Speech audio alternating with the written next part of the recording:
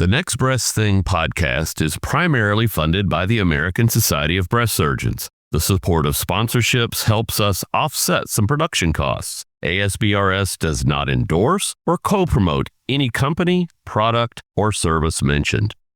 This episode of The Next Breast Thing is made possible in part through the generous support of Solventum Prevena Therapy and Mammotome Breast Cancer Diagnostics and Surgical Solutions. Solventum Prevena Therapy has demonstrated a significant reduction in surgical site complications, infections, and readmissions. Take a proactive risk management approach. With Prevena Therapy, learn more at Prevena.com. That's Prevena.com. At Mammotome, we offer a comprehensive range of products that deliver better outcomes in breast care. From biopsy to surgery, our advanced technologies empower clinicians with precise, trusted solutions. Together, we will transform the future of breast care. Learn more at Mammotome.com. Hey listeners, want us to let you know when new episodes are available? Simply hit the subscribe or follow button on the Next Breast Thing podcast wherever you listen to podcasts. Also, join the conversation on our Facebook group by searching the Next Breast Thing podcast group on Facebook. On this episode of The Next Breast Thing, what's on the horizon in the world of breast? Carla, have you rolled an ATV? I feel like this is a horror movie sometimes with him. Well, I had to make a really tough decision. I am no longer In 3 hours, they played 2 games and... What? I'm joining the leadership of my breast program. As breast surgeons, honestly, we are constantly navigating a field that's evolving at such a rapid nerve preservation. I do think that next natural jump is going to be... This is a procedure that breast surgeons should own. Do you have to graft all of these? Preserving the nerve means using it. I have seen some crazy things where I'm like, help me understand how this happened. Robotic mastectomies. Is that something on the horizon or is it something here? I don't want to make this too controversial a statement, but I wouldn't say it. Being too old to have ever played with a robot, I really want to know what it was all about. So I went down to UT Southwestern. And You are obligated to know what's on the horizon. You're obligated to know what's here now and where that's going to transform and grow quickly. Your whole career is going to be a series of pivots.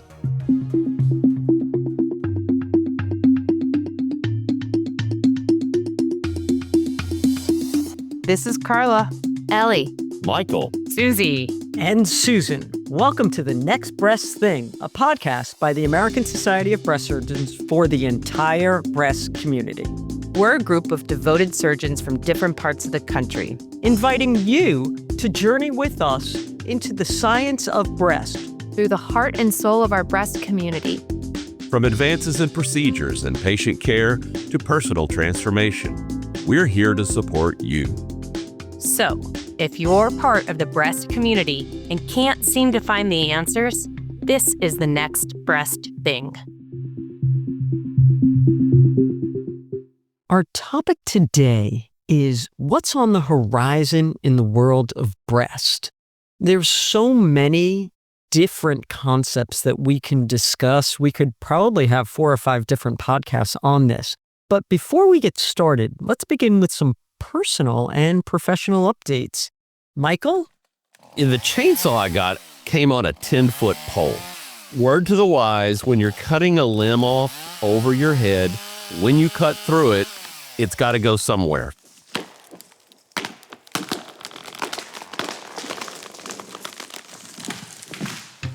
I found out that eye protection and maybe a hard hat may be in order.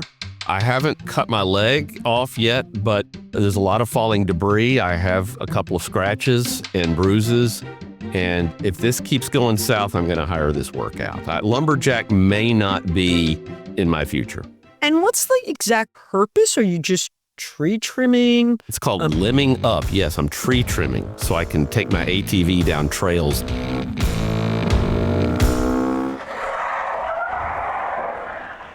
So there's companies, professionals that do that. That costs money. Times are tough. So what I'm thinking is if you're not going to get the subdural hematoma from actually limbing it up, when you're on the ATV, you have a second chance. Carla, Have you rolled an ATV? I'm going to need to talk to our producer about not following you on updates every week, because it's like, it's hard for me to be like, oh, I'm going to Florida this weekend or something after you're talking about chainsaws and ATVs. So I feel like this is a horror movie sometimes with him. he's a tough act to follow. I will just say I'm working on my presentations again for ASBRS. We've been seeing some of the social media about the meeting. We talked about it here as a group. So it is going to be here before we know it. So excited and spending some time working on that. How about you, Susie? Well, I had to make a really tough decision. I am no longer volunteering at the farm. I just needed that time. By the time I traveled there, did that, changed. What are you going to eat? I mean, you ate most of the farm animals based on your last update. I can resource that, but I can go out there anytime. It's just not a regular thing. And I have a different volunteer thing that fits in my schedule a little bit better. So I deeply am going to miss it and do miss it. But it was one of those things that it was tough and the right decision. You can come volunteer at my place. Aw, thanks. I know how to use a chainsaw. Yeah, okay, good. Ellie, what about you? So yeah, I have more of a professional update. My PA, as I've been alluding to for what feels like years, finally starting next week. So I'm super excited about that. And I'm joining the leadership of my breast program too. So I started that last month. And that's also like an interesting transition going from the working bee surgeon to kind of being part of the leadership. And kind of my role is helping integrate some of the digital aspects and help with our marketing and just kind of update our patient experience. So I don't know, any advice from you guys on kind of entering leadership? Obviously, I don't have experience here, so I'm just excited to get started and kind of help my team. You can get some digital marketing advice from Michael maybe later, so we can go to him on that. Oh, yeah. He's a master. When you have a meeting, say it's 30-minute meeting, schedule yourself 10 to 15 minutes after to get done whatever you said you were going to do, so that you're not waiting until the next meeting being like, what did I say I was going to do? And that you have all that assigned out and then you've completed your work. That's pretty good advice. That's great. Okay, thank you. Susan, what about you? So I continue on in my mahjong experience, and there's a friend of ours who's a trainer, so she was doing guided play, and I decided with my friends that I could not participate because it would just be too slow. And thankfully I did not participate because in 3 hours they played 2 games, and What? yeah, they would not have been speaking to me afterwards if I were there. So then, since the teacher is a friend of mine, we played this past weekend, and we played 3 games in under an hour, 40 minutes, whatever, and I won 2 of them. You play for money? Oh, $300 a game, of course. We're playing for my bragging rights. That's all I needed. I beat the teacher 2 out of 3 times. So let's move on to our topic of what's on the horizon. As breast surgeons, honestly, we are constantly navigating a field that's evolving at such a rapid pace. From systemic therapy advances and de-escalation, if I hear that word one more time, my head will explode, de-escalation, but de-escalation strategies to AI-driven risk tools and practice model shifts. The landscape honestly is changing every day. It's constantly changing. So today, we're taking a forward-looking approach. What should we be on the lookout for? What developments could alter surgical decision-making? And really, what preparations should we be doing now so we're not playing catch-up later? Our goal is to identify key areas to watch and really talk about what they'll mean for our future practice. So sometimes, even before the trial's released, is, hey, if it shows this, what should we be doing? If it shows that, what should we be doing? So let's start with something that I find really interesting, and let's talk about the data around it a little bit. Nerve preservation, thoughts on that, and resensation. Who's doing it? Anyone? I'm doing it. Yeah, I'm doing it too. Why? I love the concept of it. So I think when we first started to talk about nerve preservation, we talked somewhat about sexuality, sexual function.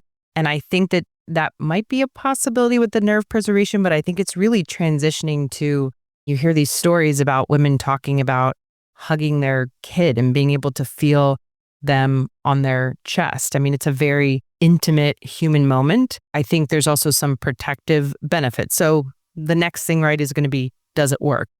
I think we're still trying to figure that out. I will say, for me, it's a tough technical procedure because for me, you're taking a nipple-sparing mastectomy, which I've done thousands and thousands of these at this point, and they're still tough. We're doing them in bigger-breasted women. I'll fully admit that I do a lot, but I still think they're hard. And you're making it a little bit harder because you've got to identify these nerves while you're doing it, and it can be very frustrating. But I think as we get better with it technically, I think for the amount of time that it really takes to identify them, the potential benefit for patients, we need to be thinking about it and doing it. And maybe in 5 years, we'll say we have enough data. We know that right now it's been mostly one group that has talked most about it, and these people have good technical skills for doing it. The question is, can I do it? Probably Ellie can do it. Maybe I can't, but who has the ability to do it?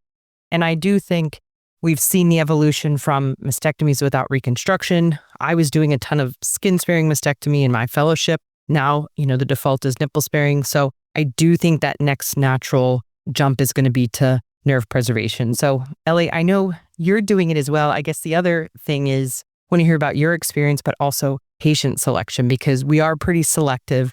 And we used to be really selective about nipple-sparing mastectomy patients. We're much less so now and do it in a lot of patients, but we're still pretty selective about who will offer nerve preservation techniques too.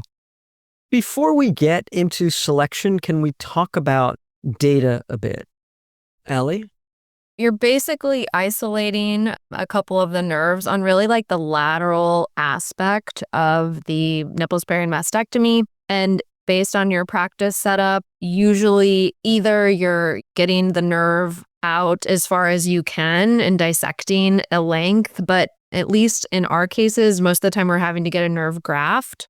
At least the way I have it set up is I help identify the nerve and preserve that when I'm doing the mastectomy, and then the plastic surgeon comes in secondarily and then attaches that nerve that I've isolated, and they clip it and mark it after we're done with the mastectomy and everything, and then they do the anastomosis. So why does patient selection matter? Why wouldn't you just preserve everybody that you're doing a nipple-sparing mastectomy?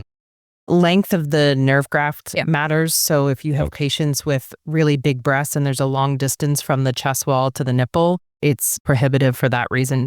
To be honest, those procedures are also harder as well. So I think as we're learning, that makes a little bit more sense. But I would say kind of the old nipple sparing indications for me, which were kind of A cup, B cup, small c, is where we're at. Ellie, you said you help the plastic surgeon identify the nerves. You're identifying the nerves. I'm identifying the nerve. Correct. But we're not helping the plastic surgeon identify. We're identifying. No, but the first one, they're helping me.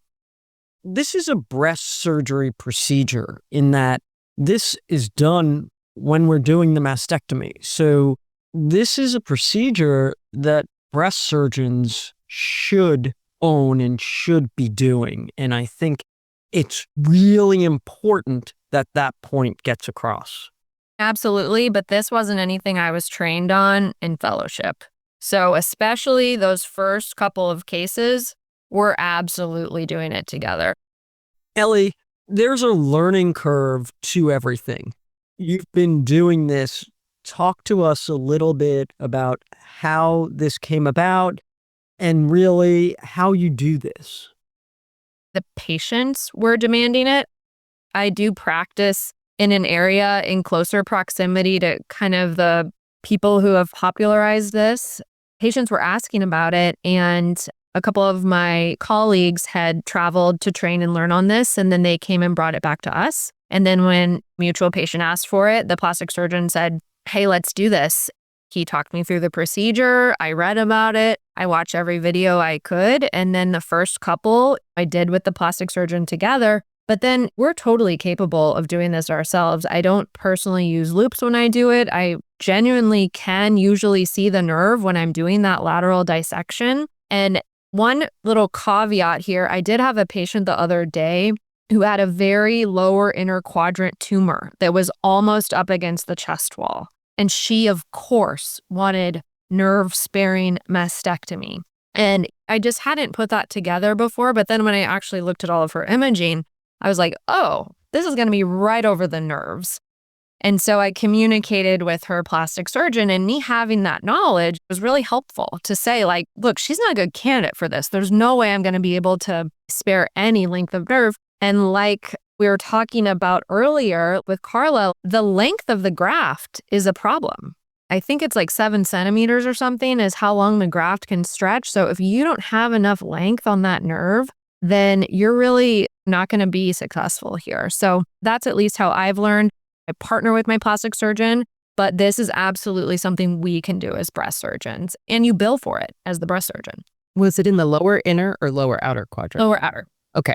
One of the things that I found too when I was learning to do this is you start to see it a lot more the more you do. And so I've definitely had patients that aren't having nerve preservation for various reasons. And I'm like, ooh, here it is. So once you do learn and the more you do, it becomes more obvious.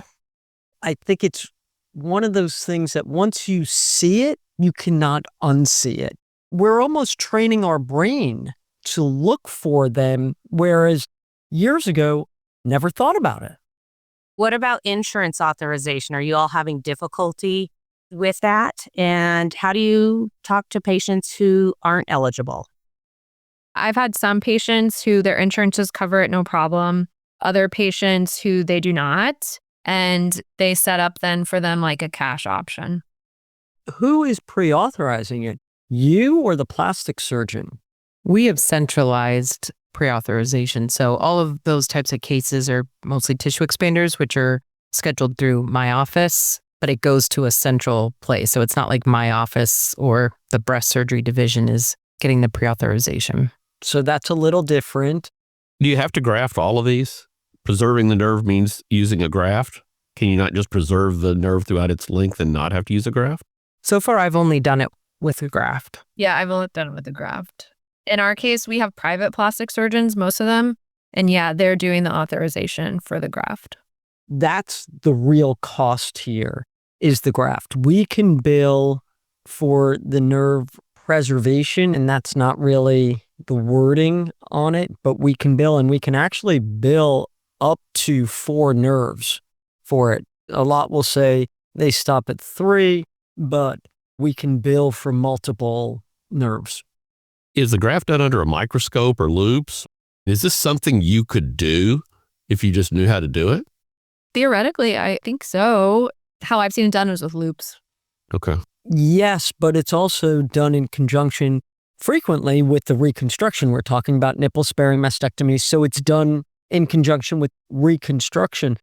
If you're doing, as the breast surgical oncologist, your own reconstruction, then you would do this part also. I don't foresee that, you would be doing your own reconstruction and then call in a plastic surgeon for this. This is a procedure that by all means we can do, but if they're doing direct to implant or deep, they are doing that and then laying the nerve over it. Okay.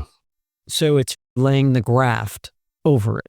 And then I think sensation is kind of coming back 6 to 12 months, but I've heard even earlier. What have you all seen? I haven't seen much before 6 months. It's usually 9 months to a year. So this is where we get into what does sensation mean? Studies talk about 2-point discrimination. I have never heard a patient say, I can't wait to have better 2-point discrimination. No patient cares about that. So there's not great studies looking at this. Let's be honest about that. So is this a technology ahead of data or a procedure ahead of data? And I believe that it is. That does not mean we shouldn't be doing it. I do think that we should figure out a way to measure this in a better way. I think we need more PRO studies with this, patient-reported outcome studies with this. What does it mean to the patient. What is it that they're looking for? Frequently, they are looking for sensation in a more sexual way. Not always, but frequently that is what's important to women. It's also the pressure sensation will frequently come back, but it's still never the same as you had before. And I think even when we are doing these procedures, we do have to tell our patients that. Carla, how are you presenting this to patients? I don't guarantee anything. So I say that I think the risk overall is low. Most of the risk is just a slightly increased time under anesthesia. And ideally, it's less than 30 minutes, maybe 20 minutes for both sides.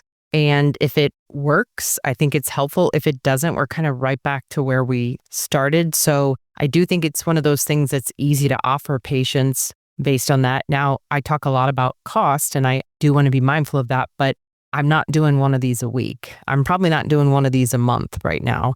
The number of patients who are meeting the criteria is still kind of low, but we've probably done, maybe it is one a month. It's small amount of resources that we're looking at. And whenever I look at sort of adding something, it's the number of resources we're utilizing. Do you offer it or do you make them ask for it? In the beginning, it was definitely more of the ask. Sort of like Ellie said, I think when you look at this evolution, the patients come to you.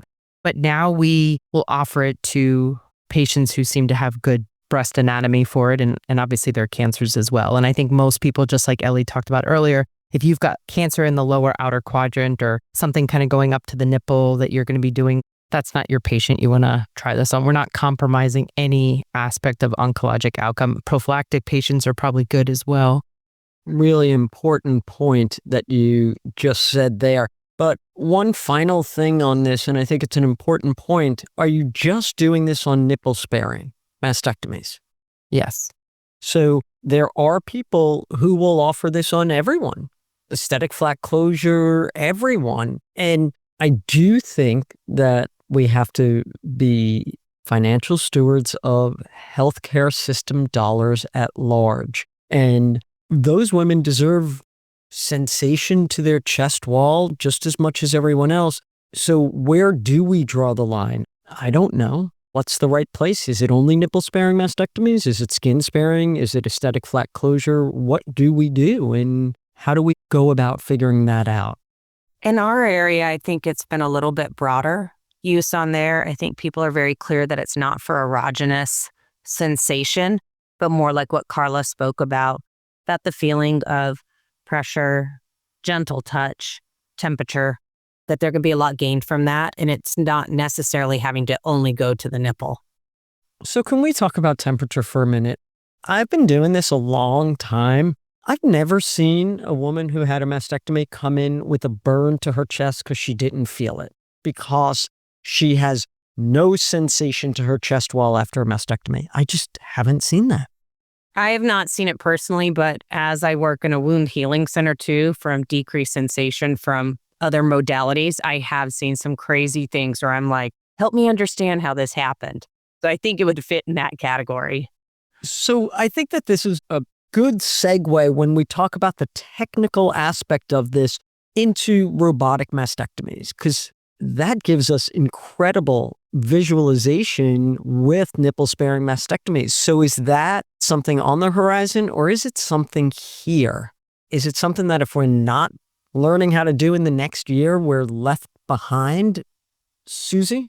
I love robotics and I love robotic surgery, and it definitely changed my practice in general surgery, the body mechanics. And I think that's where it also plays a role with nipple sparing mastectomy, is a visualization, and that you maybe don't have as big a crick in your neck by getting that upper outer area. So I'm excited about it. Where I see the big barrier is going to my hospital and saying, hey, the robots that I just bought last year for general surgery don't actually work for this. We need a different one. And them coming to me and say, so how many of a month are you going to do? And how long is it going to take for us to recoup on this? And I feel that is going to be the conversation. Agree. So Ellie, you grew up in the robot age in your general surgery, so I suspect you're actually pretty excited about this. I actually miss the robot. That is one of the aspects of general surgery. That's a statement I've never heard anyone say. I miss the robot. It's really fun and nice. I mean, Susie can attest, like, it's great.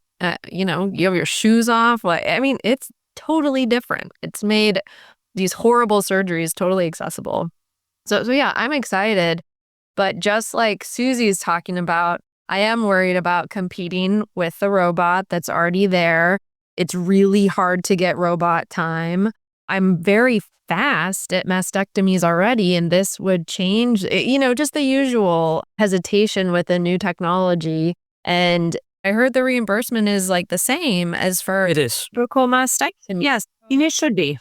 And a robot doesn't make the surgeon. The surgeon can use it as a tool. So everybody has to be super clear about that. And with all of them, it's a learning curve. And with general surgery, it's about 30 cases before somebody's comfortable. And I'll go out and proctor people and be like, oh, I could have done this in this time, and to get through that. So it will be a big learning curve. But I think the expense of the robot is going to be an issue.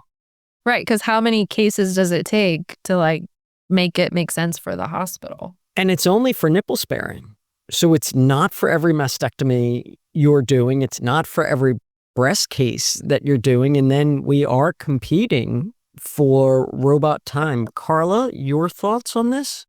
I think to go back to what you said initially, I don't want to make this too controversial a statement, but I wouldn't say it's here. I would say it's on the horizon. And I think for those reasons, as a leader of a program, the big question is whether we need that to compete, both just for patients, but more importantly, what patients need.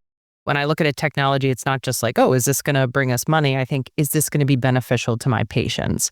And I really don't know that answer for robotic mastectomy. I think in a perfect world, if robots were growing on trees, or I don't know, there was all sorts of robot time. I mean, that's a whole other thing to discuss. I mean, every other general surgeon in my hospital is trying to get robotic time, and much less we need to get trained on it.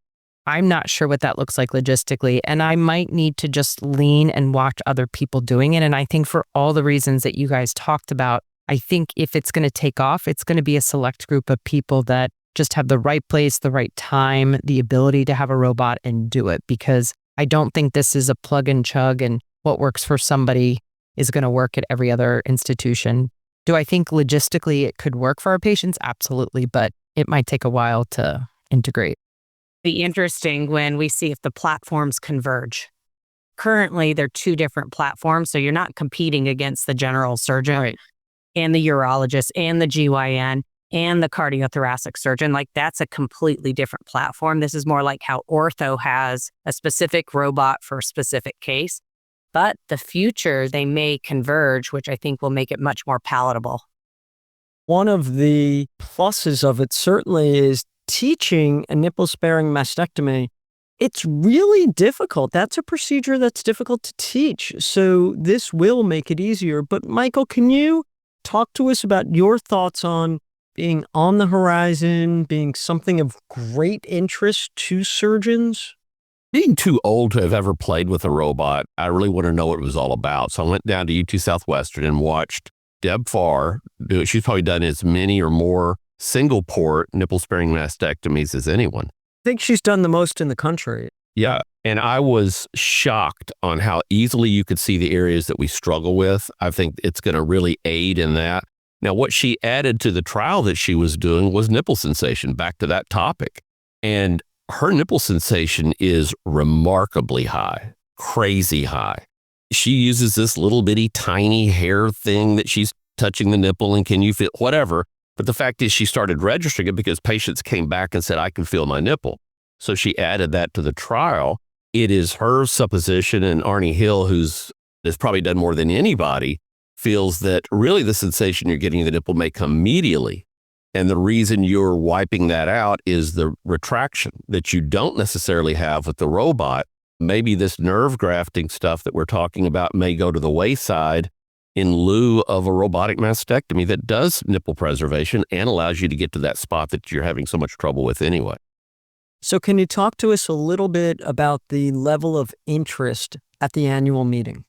We are doing an introductory, and I wouldn't say it's necessarily a course. We're not teaching you how to do it, and now you leave the course and are certified to do the robot, but we're showing you the experience of it, the setup of it, what it looks like, how this can be done.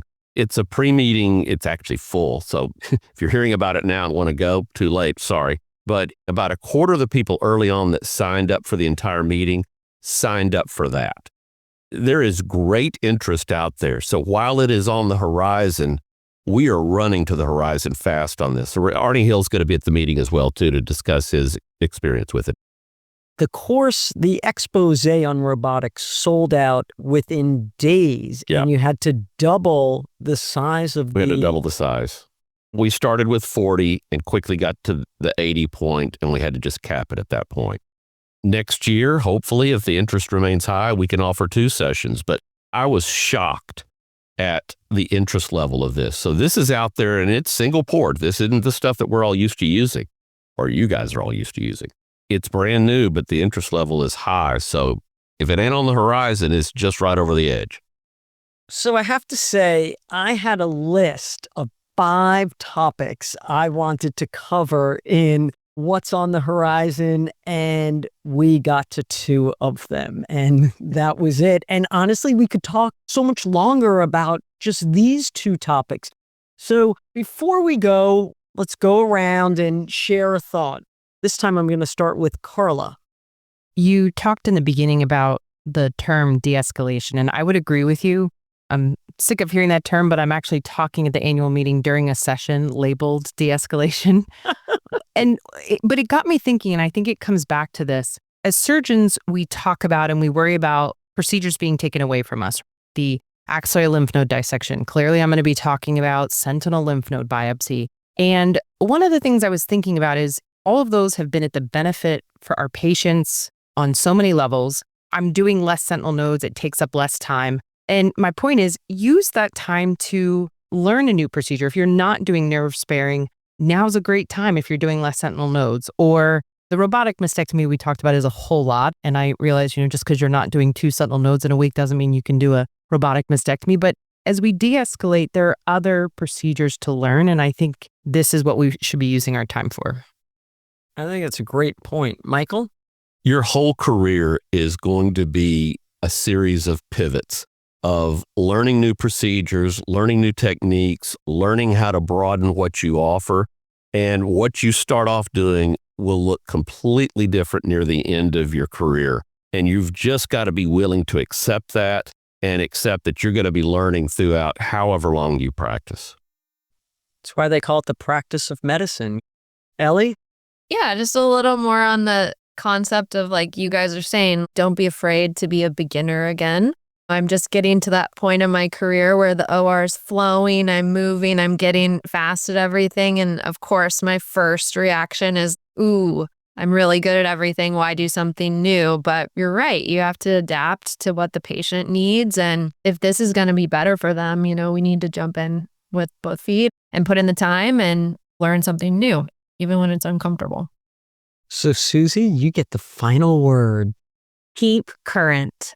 Even if you are not doing that particular procedure, you need to know about it and to be able to have an intelligent discussion with your patient.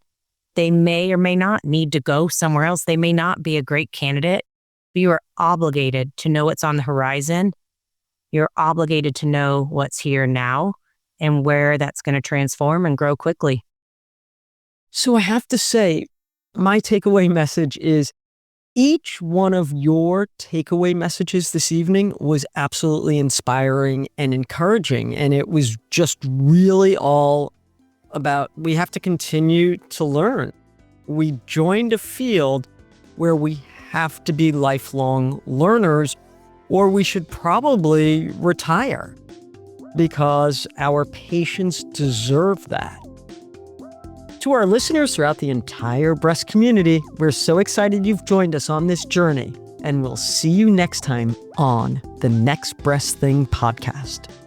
We look forward to connecting with you on the next episode of The Next Breast Thing, a podcast by the American Society of Breast Surgeons for the breast community. Also, join the conversation on our Facebook group by searching the Next Breast Thing podcast group on Facebook.